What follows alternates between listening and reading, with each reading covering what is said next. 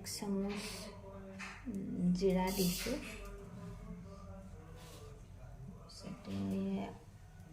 সেই একেখন চামুচে আধা চামুচ আজৱাইন দিছোঁ,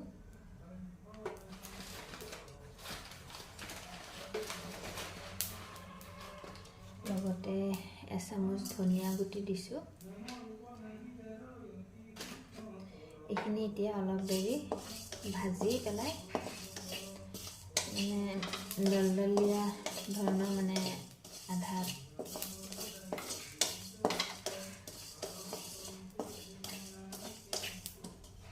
এইখিনি ভাজি পেলাই আপোনাৰ একদম মিহি কৰি নহয়, আধা হেৰি কৰি আপোনাৰ মিক্সিত পিচি ল'ম। তাৰপিছত কি কৰোঁ দেখাই আছোঁ। বেছি সময় ভাজিব নালাগে, অকণমান সময় ভাজিলে হৈ যাব। ইয়াতে মই আৰু আপোনাৰ গৰম ধুনীয়াকৈ ভাজি লোৱাৰ কাৰণে তেতিয়া খুন্দিবলৈ ভাল হ'ব।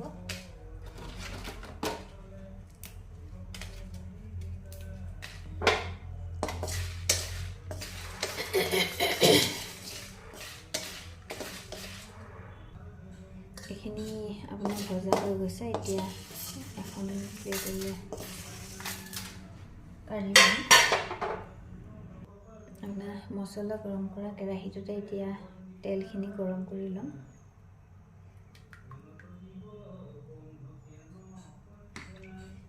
তেলটো দেখিছে, এইখিনি ধুনীয়াকৈ গৰম হ'বলৈ দিম। এইটো দেখিবলৈ পাইছে, মছলাখিনি এনেদৰে পিচি লৈছোঁ আৰু এতিয়া তেলটো গৰম হৈছে, তাতে ঔটেঙাখিনি দি দিম।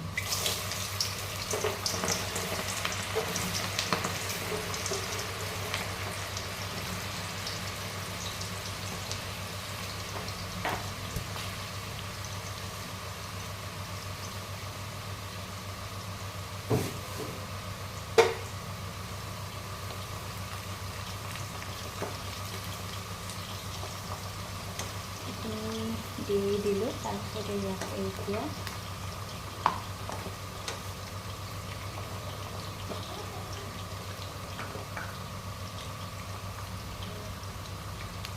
এক চামুচ হালধি গুড়া দি দিছোঁ।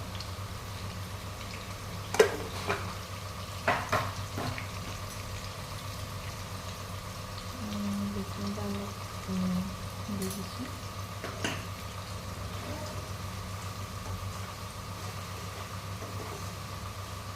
এতিয়া মছলাখিনি দি দিম।